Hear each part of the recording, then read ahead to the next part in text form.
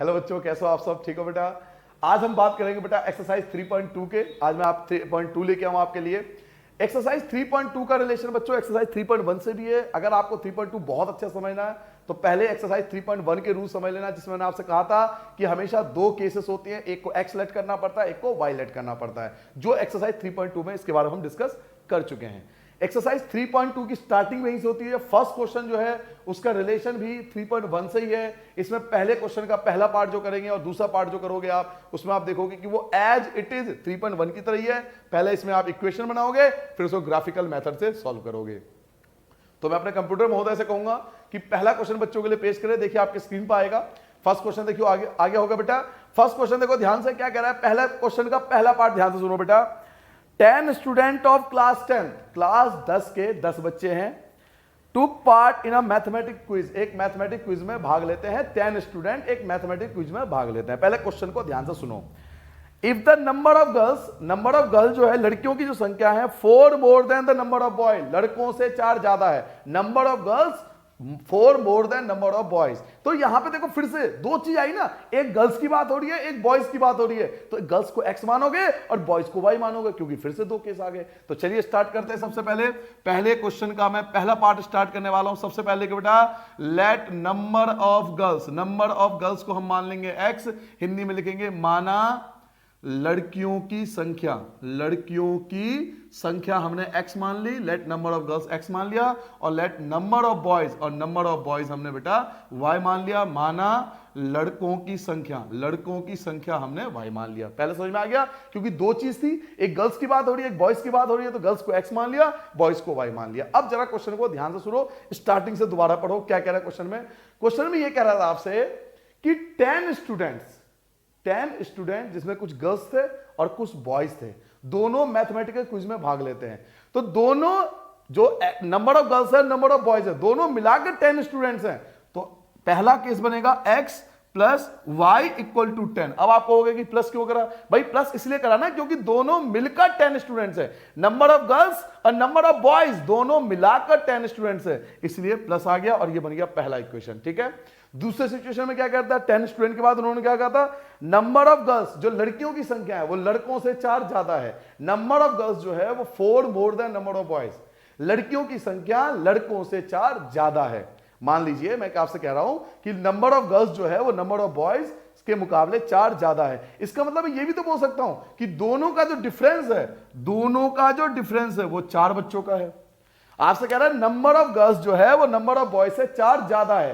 4 ज्यादा का मतलब क्या हुआ कि गर्ल्स एंड बॉयज में 4 बच्चों का डिफरेंस है, और डिफरेंस को हम किससे डिनोट करते हैं? माइनस से। इसलिए यहां माइनस आया और ये बन गया आपका इक्वेशन नंबर 2। क्या मेरी बात सबको क्लियर होगी बेटा? दोबारा समझ लो, यहां प्लस क्यों करा? क्योंकि नंबर ऑफ गर्ल्स और नंबर ऑफ बॉयज दोनों मिलाकर 10 बच्चे थे।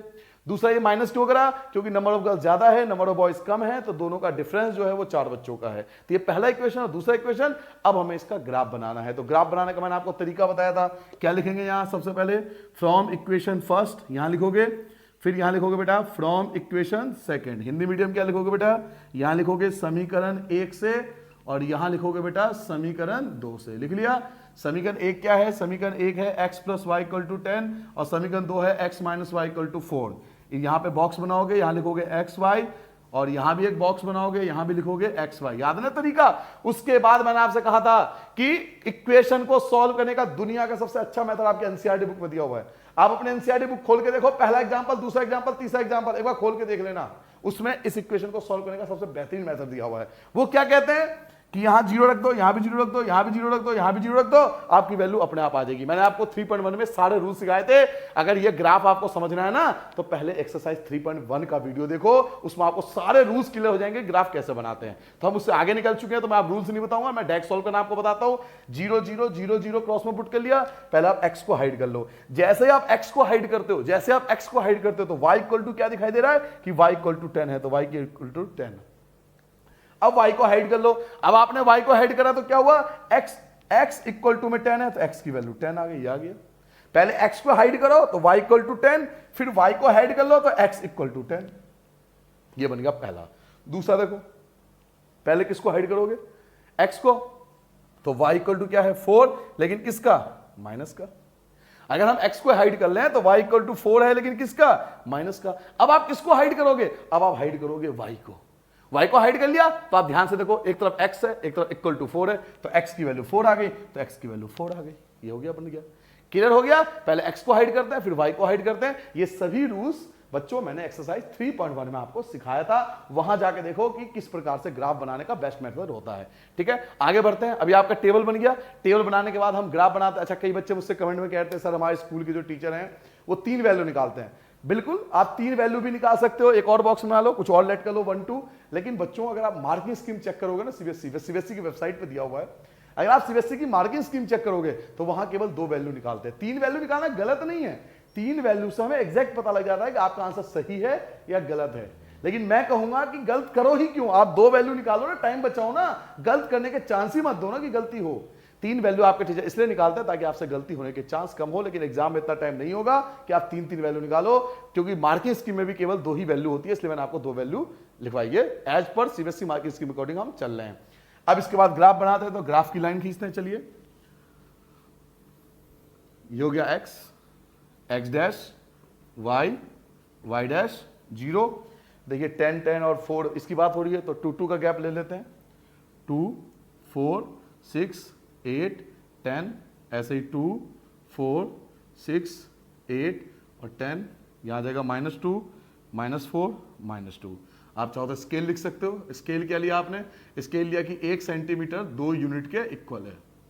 1 सेंटीमीटर में 2 2 का गैप लिया आपने, 2 2 का गैप लिया ना, तो 1 सेंटीमीटर 2 यूनिट के इक्वल है, 1 सेंटीमीटर 2 इकाई के बराबर है। आप 2 यूनिट या 2 इकाई लिख सकते हो 1 सेंटीमीटर। अब स्टार्ट करते हैं। x क्या है? 0। तो मैंने आपसे पिछले एक्सरसाइज में क्या कहा था? 0 देखो ही मत। y की वैल्यू क्या है? 10, तो y की वैल्यू 10, y की वैल्यू 10। ये आ गया a पॉइंट, 0 और 10। भाई x तो 0 है ना, तो 0 क्यों देख रहे हो? y की वैल्यू 10 है, तो y की लाइन पर 10, ये रहा पहला पॉइंट। अब बताओ x क्या है? 10।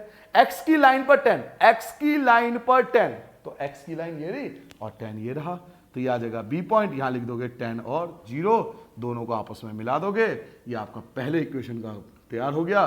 कहीं भी जहां जगह हो आप इक्वेशन लिख दो। क्या इक्वेशन था? कि x plus y equal to 10। ये आपका पहला इक्वेशन का ग्राफ तैयार है। पहली लाइन बन गई। अब आता है सेकेंड लाइन पर। x क्या है? 0, छोड़ो। y क्या है? -4। y की लाइन पर -4, तो y की लाइन पर -4 ये रहा, तो यहां लिख देंगे -4 और 0, सॉरी 0 और -4, 0 और -4, ये वाला पॉइंट आ गया। अब x की लाइन पर 4, x की लाइन पर 4, तो x की लाइन पर ये रही x की लाइन, और x की लाइन पर 4, ये d पॉइंट आएगा। 4 और 0 दोनों को आपस में मिला देंगे, ये आपका मैच कर गया। ये आपका दूसरा इक्वेशन बन गया। इक्वेशन जहां भी हो आपकी जगह लिख दो, x minus y equal to 4। 2 equation तैयार हो गया। अभी खत्म नहीं हुआ, मैंने आप पिछले एक्सरसाइज में बताया था 3.1 में, अभी खत्म नहीं हुआ। अगर दोनों लाइन इंटरसेक्ट कर रहा है तो आपको ई पॉइंट फाइंड करना पड़ेगा। ई पॉइंट फाइंड करते हैं। देखिए ई पॉइंट इसके सीध में है, एक तो इसके सीध में आ रहा है और एक इसके सीध में कुछ आ रहा है। तो इधर अगर देखो तो 6 और 8 के बीचों बीच आ रहा है लगभग, तो 7, और इधर 2 और 4 के बीच में आ रहा है लगभग, तो 3। तो x की वैल्यू जो आई वो 7 आ गई और y की वैल्यू जो 3 आ गई। ये इसका एग्जैक्ट आंसर होगा। और आंसर देखो मैंने बोर्ड पे बनाया है, लेकिन आप ग्राफ पे बनाओगे तो भी यही आएगा। इसका रीजन क्या है आप चेक कर लो। 7 + 3 10 होता है, और 7 में से 3 माइनस करोगे तो 4 होता है। तो सही आ रहा है 7 और 3। तो इस प्रकार से बच्चों हमें ग्राफ बनाना है फर्स्ट क्वेश्चन के लिए। समझ में आ गया?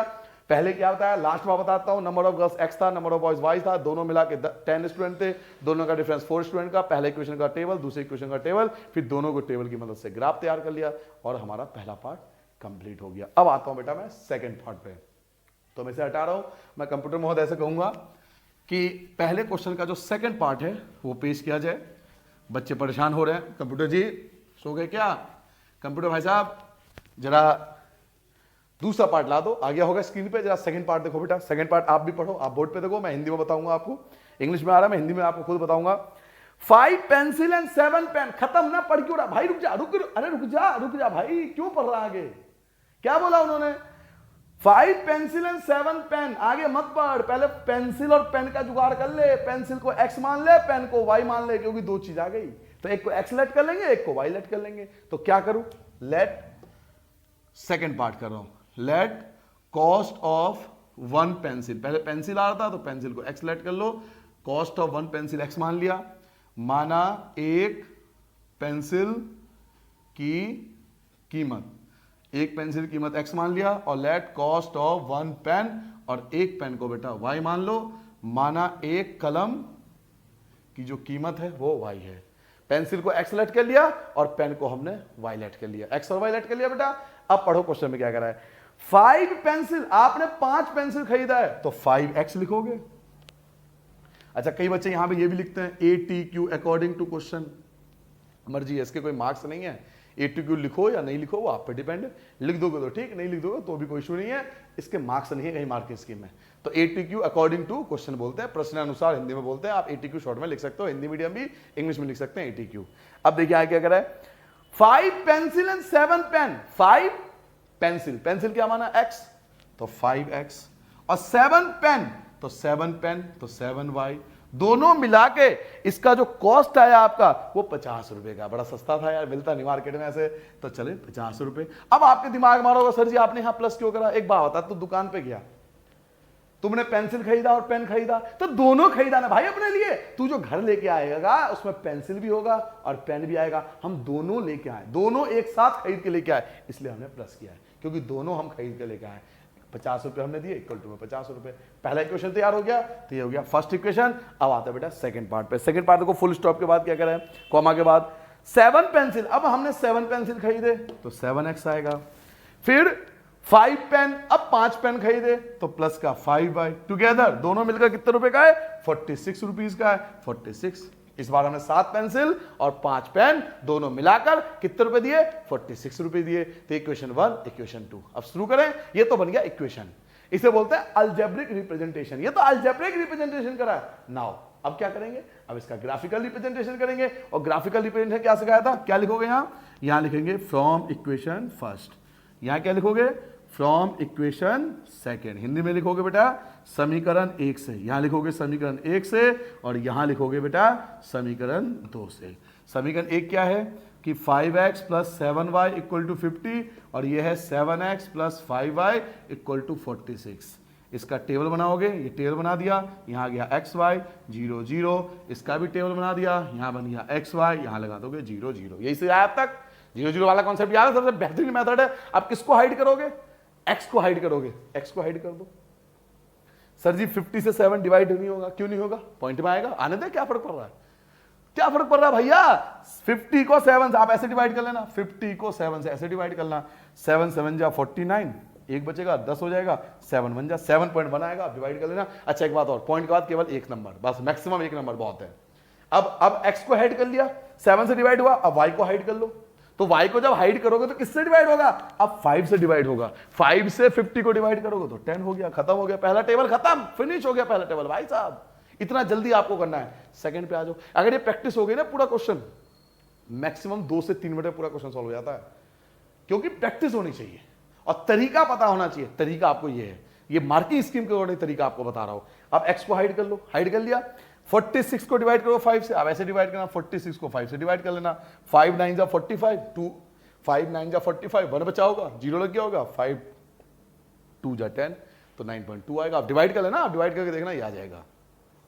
अब आप y को हाइड कर लोगे तो 46 को डिवाइड करोगे 7 से, 46 को डिवाइड करोगे किससे, 7 से, तो 7 से डिवाइड करो, 7 6 जा 42, 4 बच गया, 40 हो गया, तो ये 7 5 जा 35, तो 6.5 अप्रोक्सीमेट आएगा।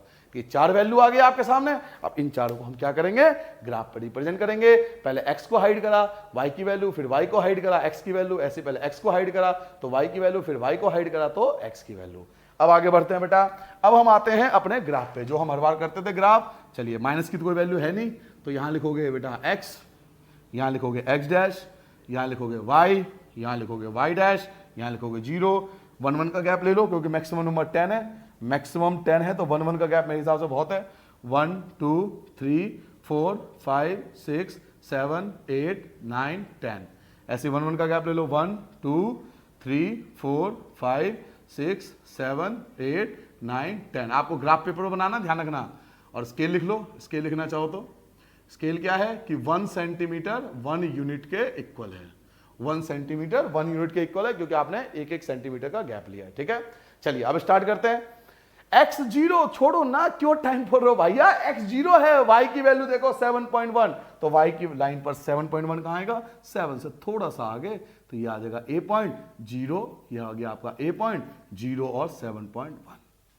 ठीक है बेटा, y की वैल्यू 7.1, y की लाइन पर 7.1। अब देखो x तो 10 है, x क्या है 10, y 0, y छोड़ो, x की वैल्यू 10, x 10 का मतलब है x की लाइन पर 10, x की लाइन पर 10, तो x की लाइन पर 10 आ गया, यहां पर लिखोगे b पॉइंट, यहां लिखोगे 10 और 0, a और b दोनों को प्रॉपर स्केल से मिला दोगे, ये हो गया पहला इक्वेशन। और जहां जगह मिले वहां इक्वेशन भी लिख दो। इक्वेशन क्या था, इक्वेशन था 5x + 7y = 50, जहां जगह मिले वो लिख दो।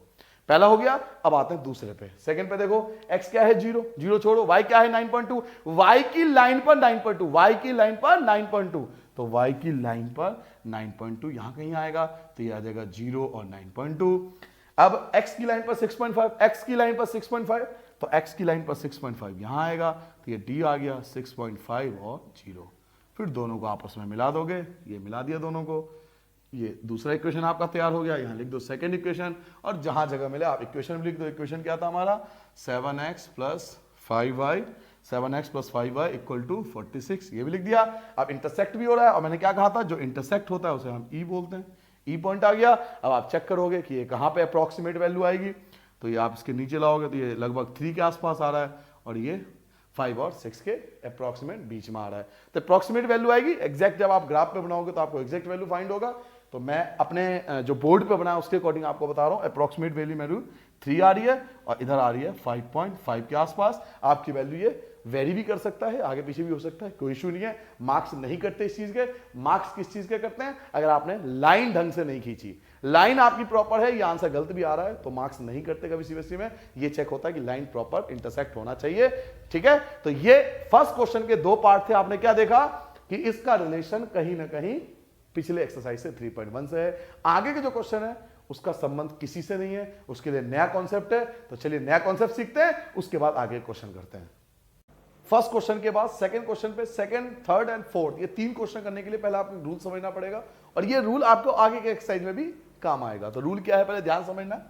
रूल देखो बेटा, रूल क्या है इस एक्सरसाइज का। मान लीजिए आपके पास 2 इक्वेशन है, ax + by + c = 0, क्योंकि पहला इक्वेशन है, तो 1 1 1 a1 b1 c1, क्योंकि पहला इक्वेशन है। दूसरा इक्वेशन होगा तो a2x + b2y + c2 = 0। ये मैंने आइडिया ले लिया, 2 इक्वेशन मेरे पास है, इसमें 1 1 1 ये वाले होंगे, 2 2 2 ये वाले होंगे। 1 1 का मतलब पहले इक्वेशन का एबीसी, और 2 2 2 का मतलब है दूसरे इक्वेशन का एबीसी। ठीक है, 2 इक्वेशन आपके पास। अब रूल कैसे काम करता है जरा ध्यान से सुनना। पहला रूल, अगर बेटा a1 में a2 इसके अपॉन में ये इक्वल b1 b2 के नहीं है, a1 a2 और b1 b2 अगर ये दोनों इक्वल नहीं है, अगर ये दोनों इक्वल नहीं है, तो इसके 3 मतलब होते हैं, इसके 3 मीनिंग होते हैं, और क्वेश्चन पे डिपेंड करता है कि उन तीनों में से आपसे क्या पूछ रहा है। इसके 3 मतलब होते हैं। इसको इंटरसेक्टिंग लाइन बोलते हैं, इसको बोलते हैं बेटा इंटरसेक्टिंग लाइन, हिंदी में बोलते हैं बेटा प्रतिच्छेदी रेखा, इंटरसेक्टिंग लाइन, या इसको बोलते हैं unique solution, unique solution, Hindi में बोलते हैं बेटा अद्वितीय हल, अद्वितीय हल, या इसका एक और मतलब होता है, इसका मतलब होता है कंसिस्टेंट, मतलब हम इसका आंसर निकाल सकते हैं, इसे हम हिंदी बोलते हैं संगत। क्या कहा, मेरी बात आपने सुनी ध्यान से। मैं ये कह रहा हूं आपसे, अगर a1 a2 और b1 b2 दोनों इक्वल नहीं है, तो इसके 3 मीनिंग होते हैं। कौन कौन से, या तो इसे इंटरसेक्टिंग लाइन बोलते हैं, या फिर इसको यूनिक सॉल्यूशन बोलते हैं, या फिर इसे कंसिस्टेंट बोलते हैं। डिपेंड ऑन द क्वेश्चन कि इन तीनों में से आपको क्या लिखना है। ठीक है, चलिए आगे बढ़ते हैं। दूसरा रूल, अगर a1 में a2 और b1 में b2 इक्वल आ जाए, ये तो था जब इक्वल ना हो, अगर ये दोनों इक्वल आ जाए तो फिर आपको तीसरा भी निकालना पड़ेगा, c1 में c2। एक बात ध्यान रखना, बच्चे ही गलती करते हैं, तीनों फाइंड कर लेते हैं, कभी ऐसा मत करना। पहले 2 अगर इक्वल नहीं है तो यहीं पे खत्म हो गया, और अगर इक्वल है तो ये वाला, तो 2 ही चीज बनेगी ना, इक्वल नहीं होगा तो ये केस, इक्वल होगा तो ये वाला केस आएगा, फिर तीसरा भी आपको फाइंड करना पड़ेगा। तो इसके भी 3 मतलब होते हैं। कौन कौन से मतलब होते हैं, पहले इसको बोलते हैं बेटा coincident line, coincident line, coincident line बोलते हैं, हिंदी बोलते हैं संपाती रेखा, हिंदी मीडियम बेटा लिखो संपाती रेखा, कोइंसिडेंट लाइन, या इसको बोलते हैं बेटा मेनी सोल्यूशन, मेनी सोल्यूशन बोलते हैं, मतलब इसके बहुत सारा आंसर निकाल सकते हैं हम।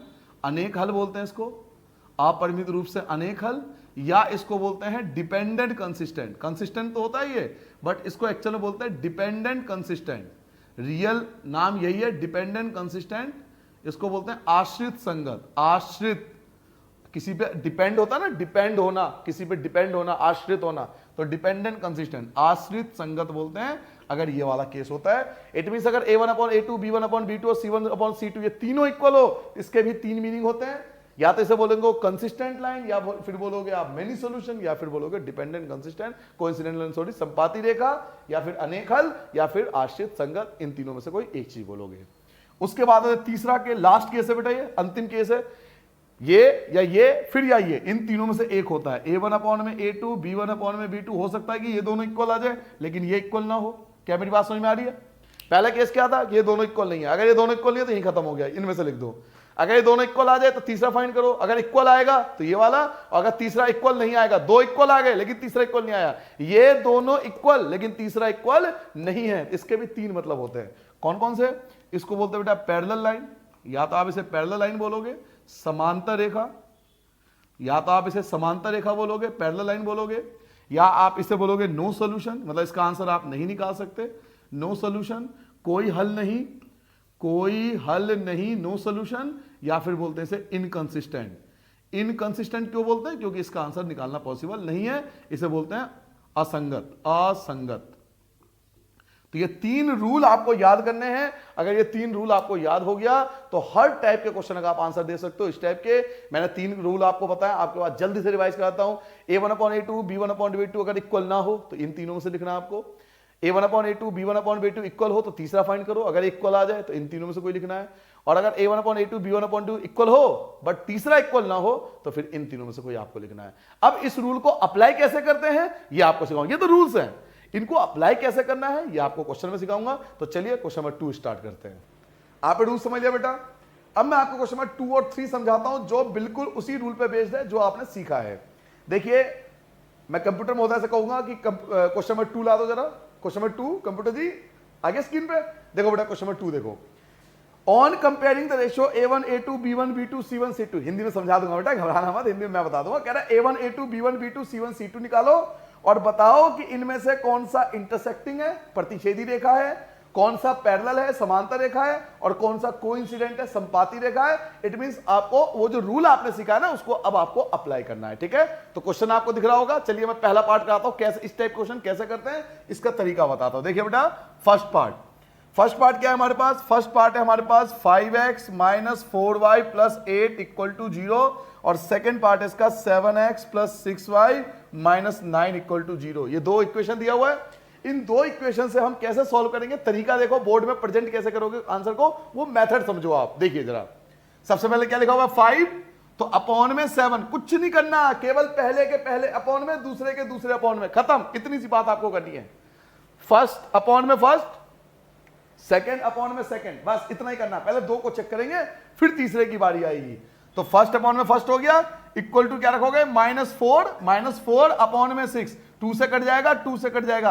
अब आप खुद देखो, बच्चा बता सकता है ये दोनों इक्वल तो नहीं है, ये दोनों इक्वल तो नहीं है। और अगर ये दोनों इक्वल नहीं है, नॉट इक्वल लगा देंगे क्योंकि दोनों इक्वल नहीं है। और ये दोनों इक्वल नहीं है तो केस नंबर पहला है, फर्स्ट है। पहला केस याद है? पहले केस में फॉर्मूला क्या था? a1/a2 is not equal to b1/b2। और बच्चों इसे हम बोलते थे इंटरसेक्टिंग लाइन, याद आ गया? इसे हम इंटरसेक्टिंग लाइन लिखते थे। इसे इंटरसेक्टिंग लाइन, इसे हम प्रतिच्छेदी रेखा लिख देंगे। ये हमारा आंसर होगा। देखो वे ऑफ प्रेजेंटेशन क्या रहेगा आपका बोर्ड में, तरीका देखो। पहले फर्स्ट के अपॉन में फर्स्ट लिखो, सेकंड के अपॉन में सेकंड लिखो। थर्ड तब लिखते हैं जब दो इक्वल आ जाए, इस बात का ध्यान रखना। अगर ये दोनों इक्वल होंगे ना तो हम थर्ड लिखेंगे, वरना थर्ड लिखने की आवश्यकता नहीं है, केवल दो ही लिखते हैं। पहले दो चेक कर लिया, अब ये दो ही इक्वल नहीं है तो तीसरे की आवश्यकता क्या है, इसलिए केवल दो को सॉल्व करेंगे। दोनों इक्वल नहीं है तो पहला फॉर्मूला लगा दिया, या इंटरसेक्टिंग लाइन। पहले पार्ट का आंसर फिनिश हो गया, क्लियर हो गया। अब आते हैं बेटा सेकंड पार्ट पे। तो सेकंड पार्ट देखो आप, क्वेश्चन पे देखो ध्यान से। सेकंड पार्ट आपका बेटा इसमें दिया हुआ है 9x + 3y + 12 = 0, और सेकंड दिया हुआ है 18x + 6y + 24 = 0। क्लियर है? फिर वही फर्स्ट के अपॉन में फर्स्ट, सेकंड के सेकंड अपॉन से पहले दो रख के देख लो। तो 9 अपॉन में 18 रखोगे और इक्वल टू 3 अपॉन में 6 रखोगे। 9 1 जा, 9 2 जा, 3 1 जा 3 2 जा, क्या हुआ, क्या देख पा रहे हो आप, दोनों इक्वल हैं। शुरू के दो इक्वल आ जाए तो तीसरे को हम रखते हैं। अब हम तीसरे की वैल्यू पुट करेंगे, तो चलो तीसरा क्या है, 12 अपॉन में 24, ये आ गया 1, ये आ गया 2। देखो तीनों इक्वल हो गए, 1/2 1/2 1/2, तीनों इक्वल हैं। और जब तीनों इक्वल हो तो फॉर्मूला याद है, जब तीनों इक्वल होते हैं तो कौन सा फॉर्मूला लगाते हैं, तब हम फॉर्मूला लगाते हैं a1 अपॉन में a2 equal to b1 upon में b2 equal to c1 upon में c2। और इसे हम बोलते थे बेटा को इंसिडेंट लाइन, को इंसिडेंट लाइन बोलते थे। इसको हम हिंदी बोलते हैं संपाती रेखा।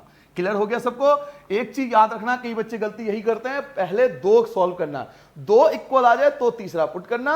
यहां पे दो इक्वल थे, फिर मैंने तीसरा भी फाइंड किया तो तीनों इक्वल आ गए, तीनों इक्वल में ये फॉर्मूला लगता था, ये कोइंसिडेंट लाइन। क्लियर हो गया, कितना सिंपल तरीका है। इस तरीके से वे ऑफ प्रेजेंटेशन रखना बोर्ड के अंदर। नेक्स्ट देखते हैं लास्ट पार्ट इसका, दूसरे का थर्ड पार्ट देखिए बेटा।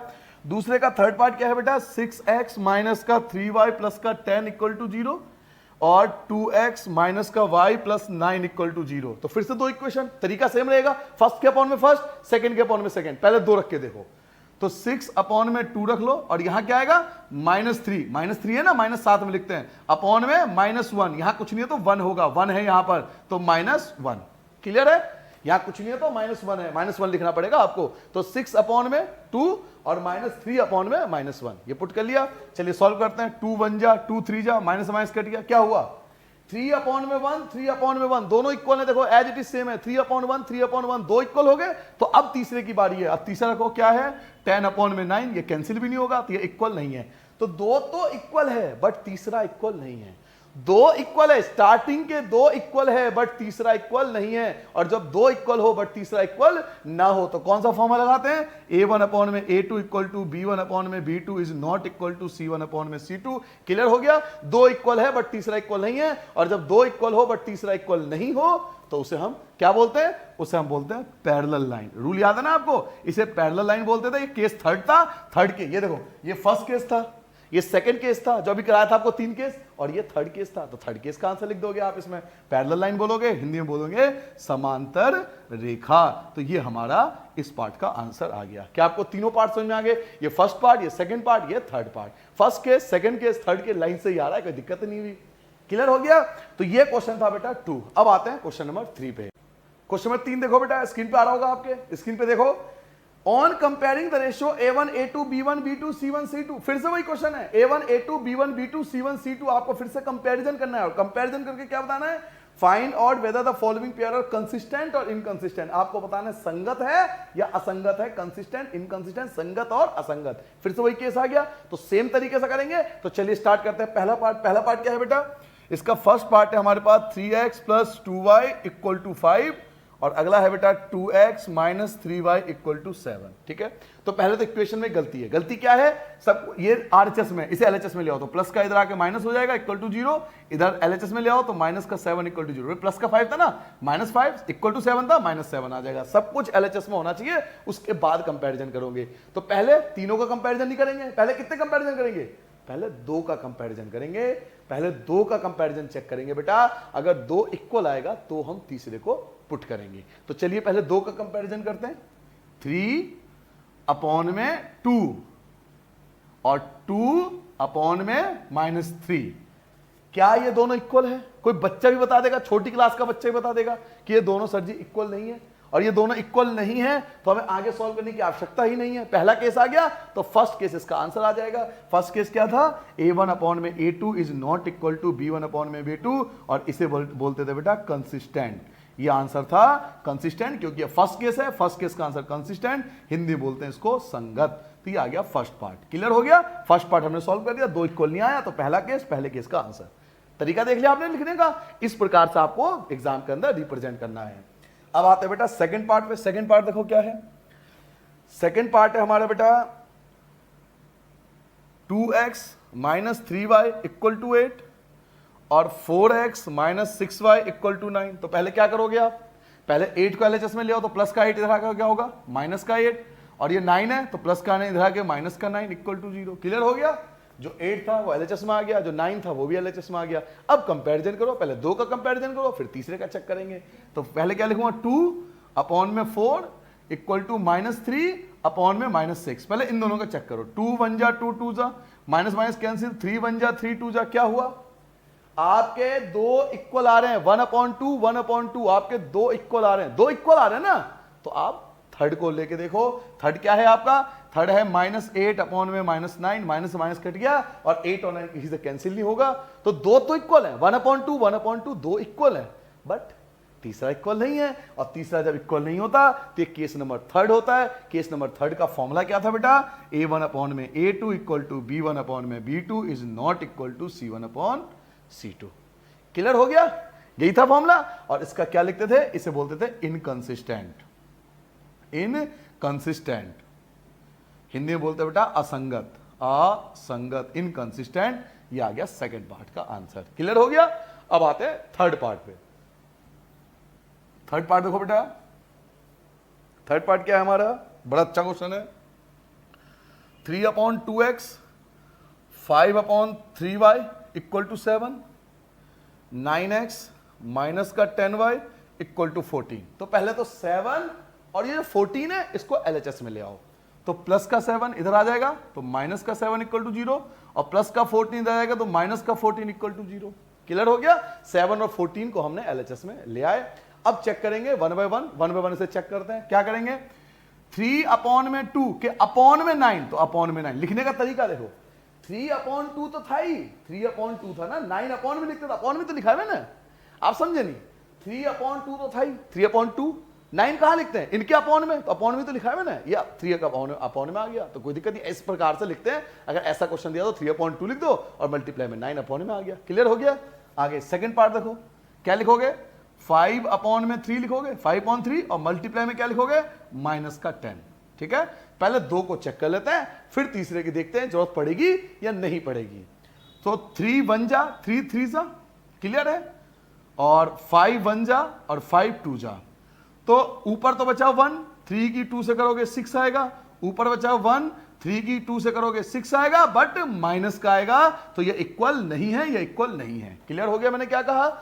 1/6 आया, 1/-6 आया, भाई 3 की 2 से करोगे 6 आ गया, लेकिन माइनस का, तो ये प्लस का है या माइनस का? इक्वल तो नहीं है, तो इक्वल नहीं है, यहां भी लगाओ। अगर ये इक्वल नहीं है तो ये भी इक्वल नहीं होगा, तो दोनों में लगाना पड़ेगा आपको निशान। तो केस नंबर, जब दो इक्वल नहीं हो तो केस नंबर कौन सा होता है? पहला। तो पहला लिख दो बेटा, कोई दिक्कत नहीं है, पहला लिख दो। पहला क्या था आपका? A1/A2 is not equal to B1/B2, और इसे हम क्या बोलते थे? इसे हम बोलते थे कंसिस्टेंट, हिंदी में इसको बोलते थे संगत। क्लियर हो गया? तो ये आपका थर्ड पार्ट का आंसर आ गया। अब आते हैं फोर्थ पार्ट पे। तो फोर्थ पार्ट भी बिल्कुल ऐसी होगा, आप चाहो तो खुद भी ट्राई कर सकते हो, आप चाहो तो खुद भी कर लोगे, मैं जानता हूं आप सब कर सकते हो। क्वेश्चन देख लो, मैं एक बार ट्राई कर देता हूं, बाकी आप मेरे से पहले करने की कोशिश करना। मेरे से पहले करनी, जब तक मैं क्वेश्चन लिखूं कोशिश करो कि आपका आंसर आ जाए। 6y equal to -22। चलिए मैं आपको समझाता हूं, कर लिया क्या? अच्छा, इतना सारा बच्चों ने कर भी लिया, वेरी गुड, शाबाश। देखो कितना बढ़िया, 95% से ऊपर बच्चों ने कर चुके हैं, वेरी गुड, बहुत बढ़िया बेटा। पांचों पार्ट भी कर लिया उन्होंने, तो बहुत सुंदर बेटा। ऐसी मैं क्या कहता हूं, कॉन्सेप्ट सीखो। एक बार कॉन्सेप्ट आ गया तो क्वेश्चन तो अपने आप सॉल्व होने लगेंगे। कॉन्सेप्ट समझ में आ गया, अब देखो अपने आप बच्चे कर रहे हैं, तो इस प्रकार बाकी बच्चे बेटा कॉन्सेप्ट पे ध्यान दो। फिर लिखो फर्स्ट के अपॉन में फर्स्ट, तो 5 अपॉन में क्या लिखोगे? -10, और इक्वल टू -3 अपॉन में लिखोगे 6। 5 1 जा, 5 2 जा, 3 1 जा, 3 2 जा, तो क्या हुआ? 1/2 माइनस का, 1/2 माइनस का। अब आप कहोगे ये माइनस नीचे है, ये माइनस ऊपर है, भैया इससे कोई फर्क नहीं पड़ता है, तो माइनस का साइन ना, चाहे वो नीचे हो या ऊपर हो, इससे मायने नहीं करता। देखिए 1/2 दोनों इक्वल आ रहे हैं, और दोनों ही माइनस के हैं, तो ये दोनों इक्वल हैं, दोनों बराबर हैं। अब हम तीसरे की बारी आएगी, तो तीसरा ले आओ। अच्छा, प्लस का 11 इधर आके -11 हो गया, और माइनस का 22 इधर आके +22 हो गया। क्लियर हो गया?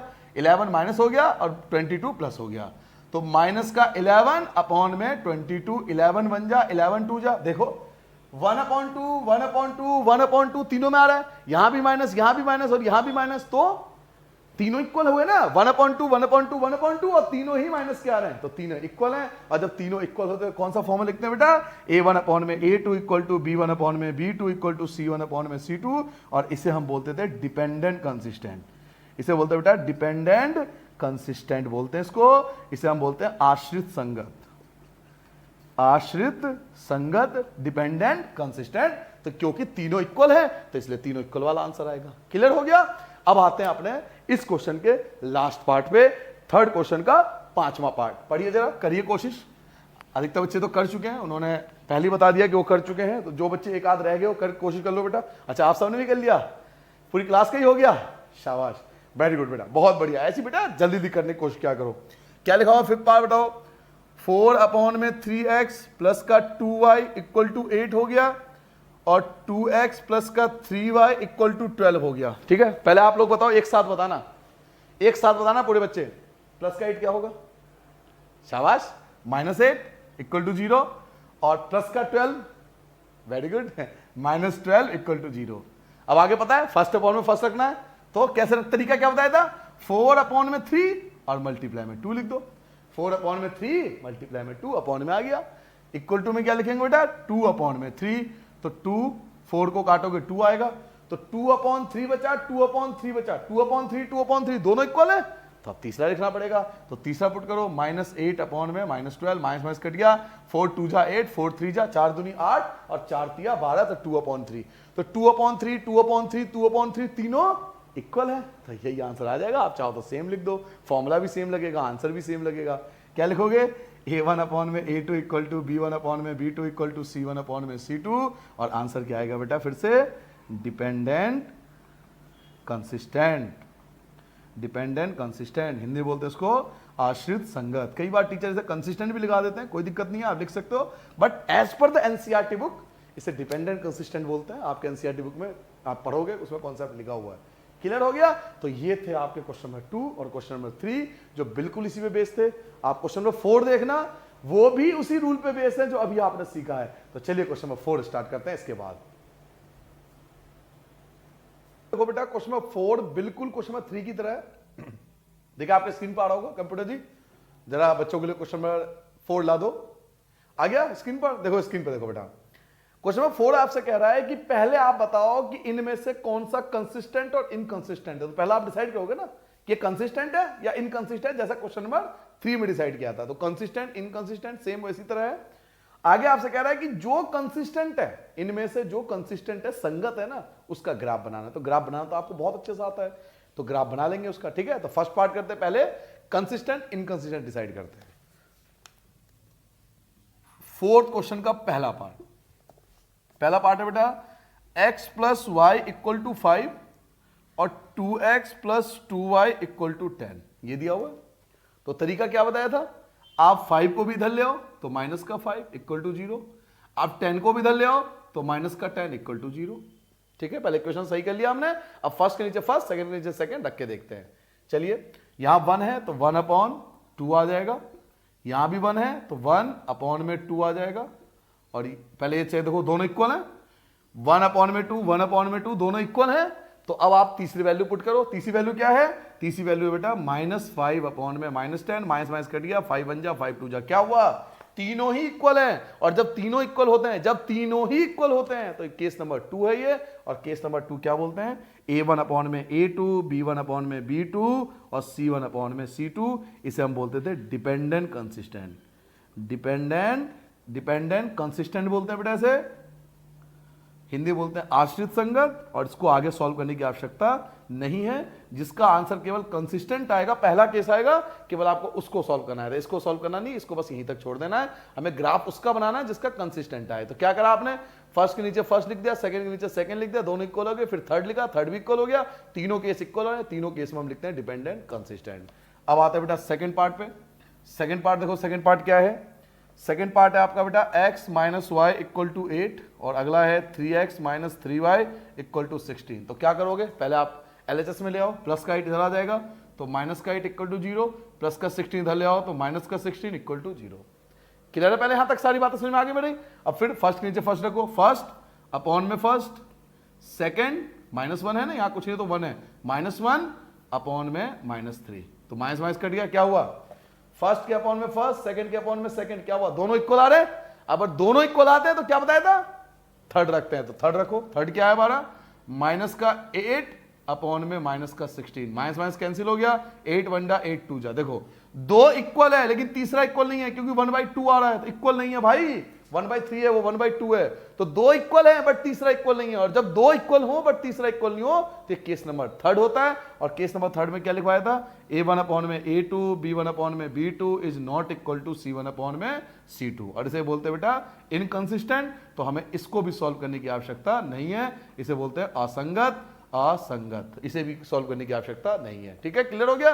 First upon first, second upon second, दोनों इक्वल थे, तीसरा इक्वल नहीं था। तो जब ये वाला केस होता है तो इनकंसिस्टेंट होता है। अब आते हैं थर्ड पार्ट में बेटा। थर्ड पार्ट देखो, थर्ड पार्ट क्या है। थर्ड पार्ट है बेटा 2x plus y minus 6 equal to 0 और 4x minus 2y minus 4 equal to 0। ठीक है, थर्ड पार्ट है। चलिए सॉल्व करते हैं।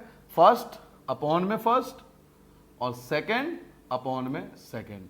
2 1 जा 2 2 जा। देखो ये आ रहा है 1/2 और ये आ रहा है -1/2, तो इक्वल नहीं है ना, क्योंकि माइनस है। ध्यान से देखो, यहाँ प्लस है ये माइनस है, इक्वल कैसे हो सकता है। दोनों संख्या सेम है लेकिन माइनस का साइन भी तो है, तो ये दोनों इक्वल नहीं है। और जब दोनों इक्वल नहीं होते तो केस नंबर 1 होता है। और केस नंबर 1 क्या था, a1/a2 not equal to b1/b2। और इसी को हम बोलते थे कंसिस्टेंट। याद आ गया, इसको हम बोलते थे कंसिस्टेंट। और बच्चों जिसका आंसर कंसिस्टेंट आए, अब आप इसका ग्राफ बनाओगे। और ग्राफ बनाना सबको आता है, पहले क्वेश्चन में भी एक्सरसाइज 3.1 में भी सीख चुके हो, एक्सरसाइज 3.2 में पहले क्वेश्चन में भी ग्राफ सिखाया था।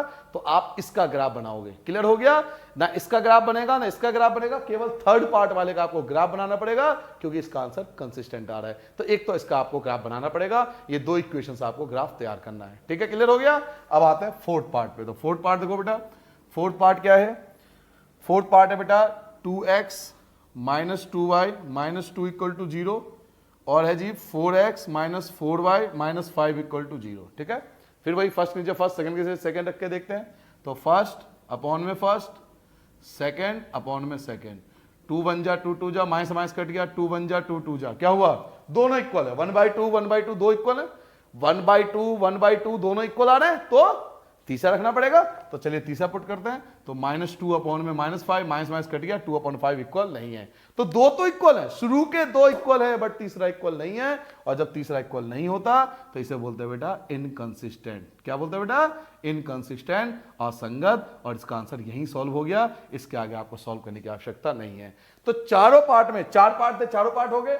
चारों पार्ट में पहले का आंसर है ये, दूसरे का ये, तीसरे का ये, चौथे का ये। आपको केवल इसका ग्राफ बनाना है, केवल थर्ड वाले पार्ट का ग्राफ बनाना है। बाकी इन तीनों का आंसर आप यहीं पे छोड़ सकते हो। क्लियर हो गया। तो पहले चारों नोट कर लो, आप इसका ग्राफ बनाना, नहीं बन पाए तो मुझे पूछ लेना, मैं आपको अलग से वीडियो इसका ग्राफ बना के दे दूंगा। ठीक है, नोट डाउन करो।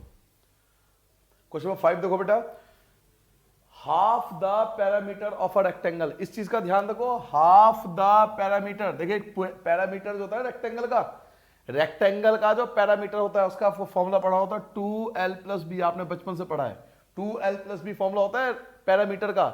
लेकिन ये कह रहे हैं half of the parameter. Hindi में देखो, एक आयताकार बगीचे का अर्ध परिमाप, आधा परिमाप। आधा का मतलब है अपॉन में 2, 2 से 2 कैंसिल, यानी l + b की बात हो रही है। क्या पहले कॉन्सेप्ट समझ में मैं क्या कह रहा हूं, आपसे कह रहा है हाफ ऑफ द पैरामीटर। पूरा पैरामीटर क्या होता है, 2l + b ये पूरा पैरामीटर होता है। लेकिन पूरा पैरामीटर नहीं कह रहा, वो कह रहा हाफ पैरामीटर, अर्ध परिमाप की बात हो रही है।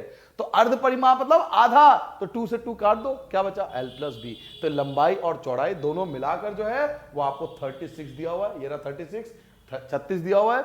लंबाई और चौड़ाई, लेंथ एंड ब्रेथ दोनों मिलकर 36 आपको दिया हुआ है। फर्स्ट पार्ट तो यहां तक है।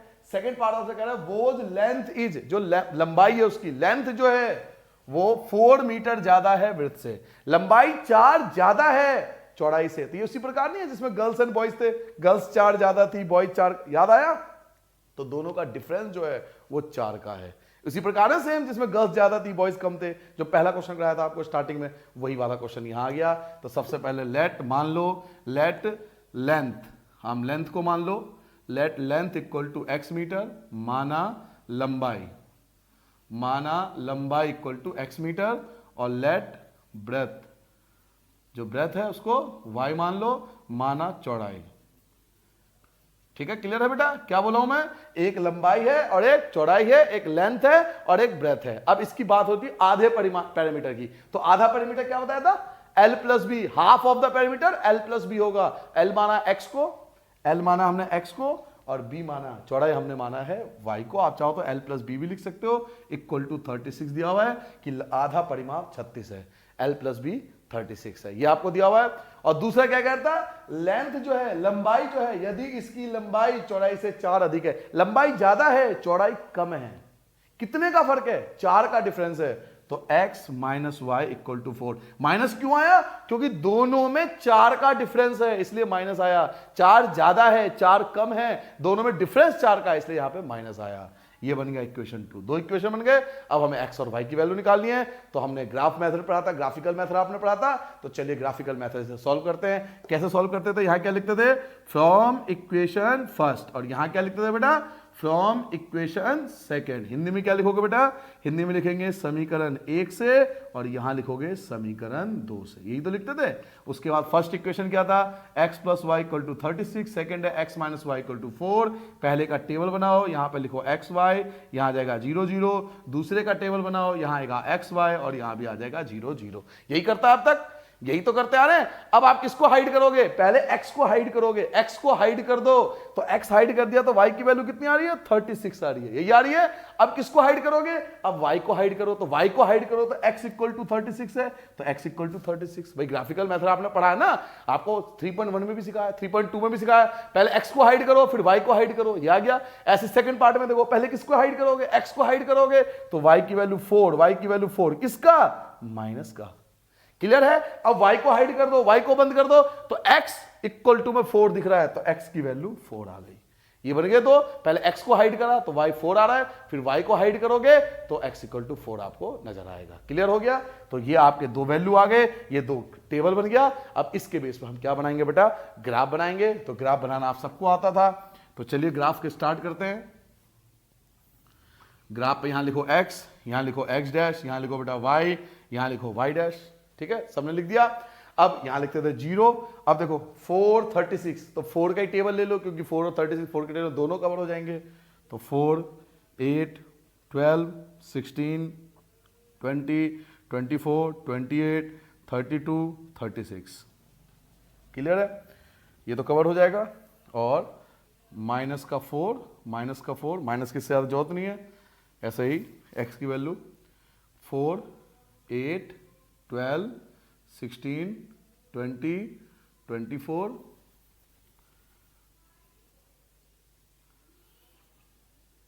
28 32 36, ये आ गया y। x क्या है बेटा 0, तो मैंने आपको कहा था 0 कुछ नहीं होता।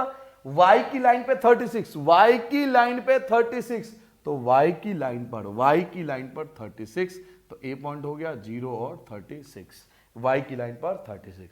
ये हो गया पहला। अब दूसरे पे आ जाओ, x की लाइन पर 36, x की लाइन पर 36, तो x की लाइन पर, x की लाइन पर जाओ, तो x की लाइन पर 36, तो ये हो गया b पॉइंट 36 और 0। फिर a और b को मिला देते हैं, तो मिला दो, ये बन गया आपका फर्स्ट इक्वेशन। और फर्स्ट इक्वेशन की जहां भी जगह मिले उसका इक्वेशन लिख दो। तो फर्स्ट इक्वेशन क्या था बेटा, फर्स्ट इक्वेशन था x plus y equal to 36, पहला हो गया। अब आते दूसरा, x है 0, तो 0 तो छोड़ दो, y है -4, y है बेटा -4, तो माइनस y की लाइन पर, y की लाइन पर -4, ये आ गया, ये आ गया c पॉइंट 0 और -4।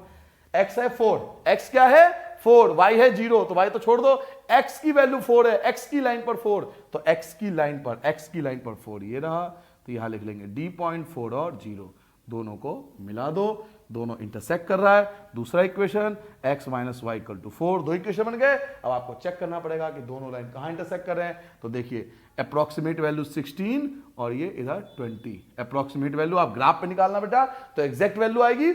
आप ग्राफ पे जब निकालोगे तो एग्जैक्ट वैल्यू आएगी। यहां मैंने बिना ग्राफ के बनाया तो भी मेरी वैल्यू लगभग यही आ रही है। इधर आ रही है x की e की पॉइंट क्या आ रहा है, ये किसके सीधे में आ रहा है, ये आ रहा है 16 और इधर से आ रहा है आपका 20। क्लियर हो गया। तो ये आपकी वैल्यू आ जाएगी। इस प्रकार से हमें इस क्वेश्चन को सॉल्व करना है। पहले क्या कहता है, हाफ पैरामीटर, इसलिए x plus y equal to 36, फिर लेंथ ज्यादा था ब्रेथ से, कितना ज्यादा था 4, इसलिए दोनों में डिफरेंस 4 का है। फिर पहला इक्वेशन, दूसरा इक्वेशन, पहले का टेबल, दूसरे का टेबल, फिर इन दोनों टेबल की मदद से हमने ग्राफ तैयार कर लिया। समझ में आ गया बेटा। इस प्रकार से हमें इस क्वेश्चन को करना होता है। नोट डाउन करो बेटा।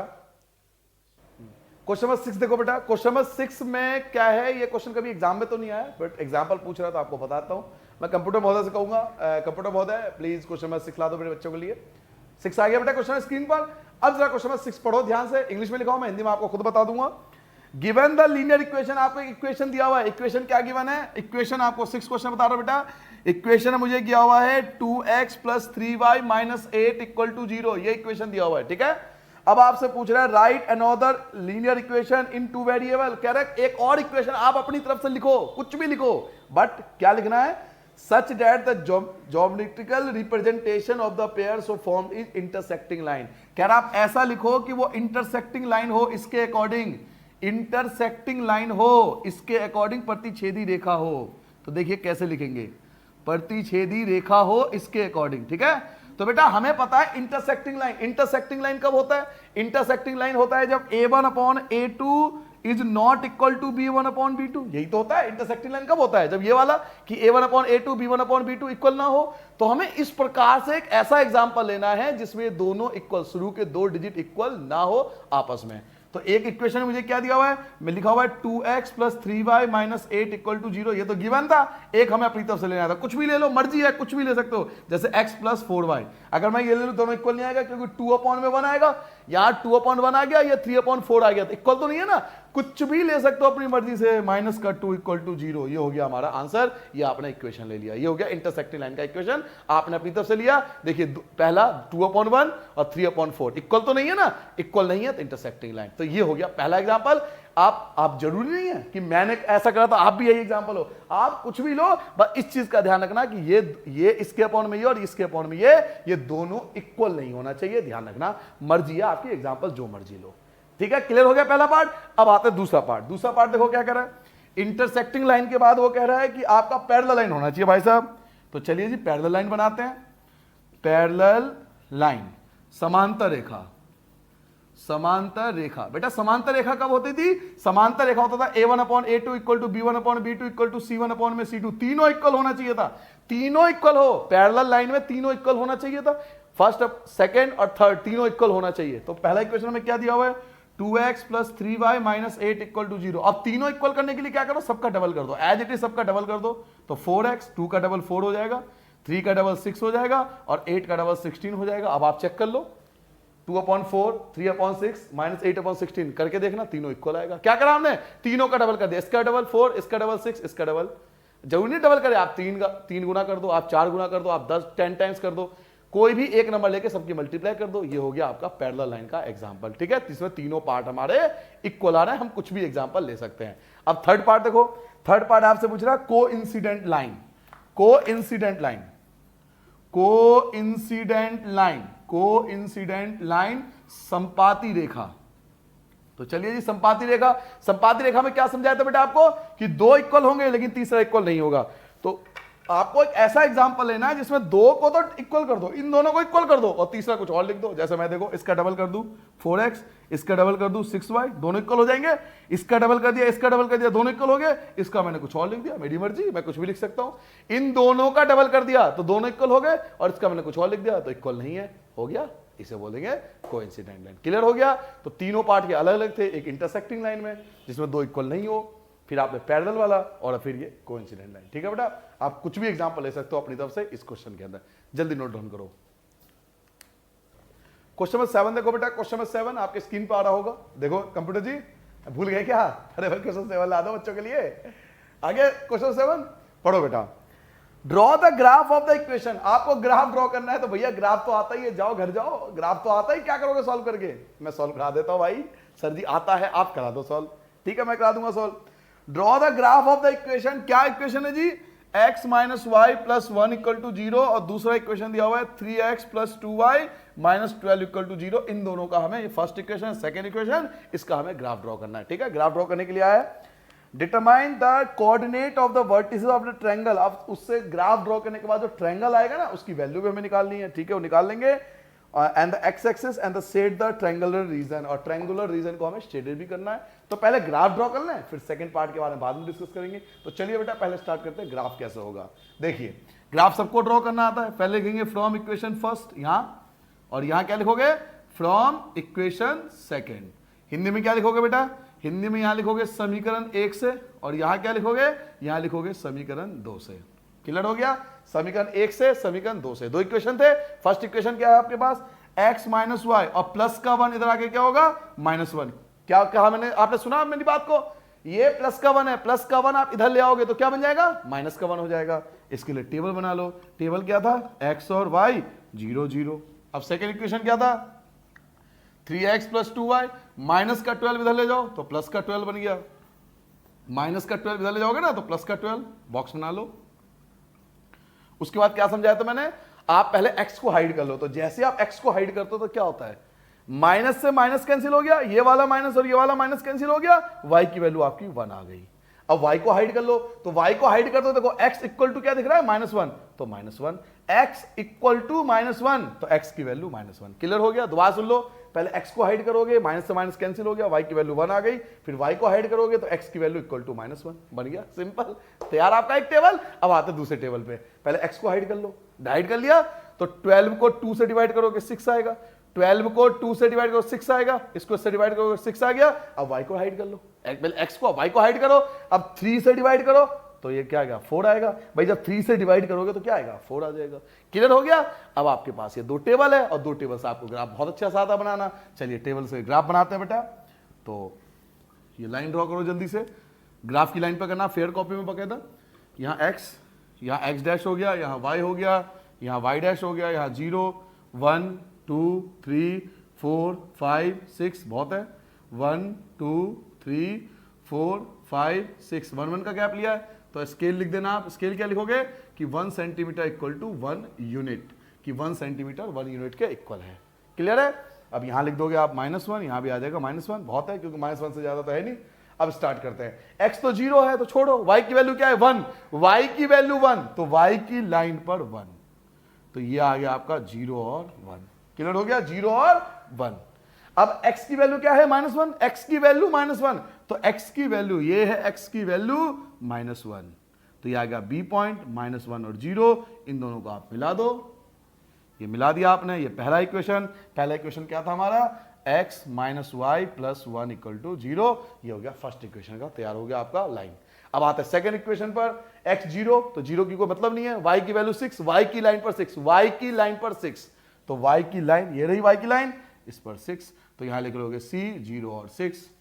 अब देखो x तो 4 है, x क्या है 4, y 0, y को छोड़ो, x की वैल्यू 4, x की लाइन पर 4, तो x की लाइन ये रही, x की लाइन, इसकी लाइन पर 4, तो यहां d लिखोगे, 4 और 0, दोनों को मिला दो, दोनों को मिला दिया, ये बन गया आपका इक्वेशन 2। क्लियर हो गया। अब ABCD आ गया, इंटरसेक्ट हो रहा है तो E लिखोगे। अच्छा इक्वेशन 2 लिखा आपने तो इक्वेशन भी लिखना पड़ेगा। इक्वेशन 2 क्या था, 3x + 2y - 12 = 0, तो ये लिख दिया। अब E पॉइंट भी आना पड़ेगा क्योंकि दोनों लाइन इंटरसेक्ट कर रही है, तो दोनों लाइन कहां इंटरसेक्ट कर रही है, एक अंदाजा लगा लो, तो ये 2, इधर से 2 आ रहा है और इधर से 3 आ रहा है, तो 2 और 3, इधर 2 और इधर 3। क्लियर हो गया। तो पहले आपने ग्राफ ड्रॉ कर दिया। अब उन्होंने क्या कहा था, क्वेश्चन को आपने ध्यान से पढ़ा था, उन्होंने कहा था जो ट्रायंगुलर रीजन आएगा उसको शेडेड करो। तो ट्रायंगुलर रीजन देखो ध्यान से, ट्रायंगुलर रीजन तो आ रहा है, ये रहा ट्रायंगुलर रीजन, ये रहा ट्रायंगल, देखो ध्यान से, इसको हमें शेडेड करना है तो इसको आप हल्का हल्का शेडेड कर दो, इसे पेंसिल से हल्का हल्का इसको आप शेडेड कर दोगे, हो गया शेडेड। ये आपका ट्रायंगल हो गया जिसके 3 वर्टिसेस है, एक का नाम E है, ये E आ गया, एक का नाम B है, ये B है आपका यहाँ पर, और एक का नाम D है, तो ये D हो गया आपका। उन्होंने वर्टिसेस भी पूछा तो 3 वर्टिसेस हो गए, एक B, एक D और एक E, ये तीनों वर्टिसेस हो गए और ट्रायंगल को आपने शेडेड कर दिया। तो ये आपका एग्जैक्ट आंसर है। तो क्वेश्चन में कुछ अलग नहीं था, केवल आपको ग्राफ ड्रॉ करना था। जो आपको ग्राफ स्टार्टिंग में 3.1 में सिखाया था वो है, और जो 3.2 के स्टार्टिंग में किया था वही आपने, कुछ अलग नहीं किया। ठीक है बेटा, बहुत अच्छे समझ में आ गया। तो चलिए अगर अच्छे समझ में आ गया होगा तो बहुत अच्छे से नोट करना, और कुछ एक्स्ट्रा क्वेश्चन हो तो मुझसे पूछ लेना, मैं आपको उसका आंसर अलग से बता दूंगा।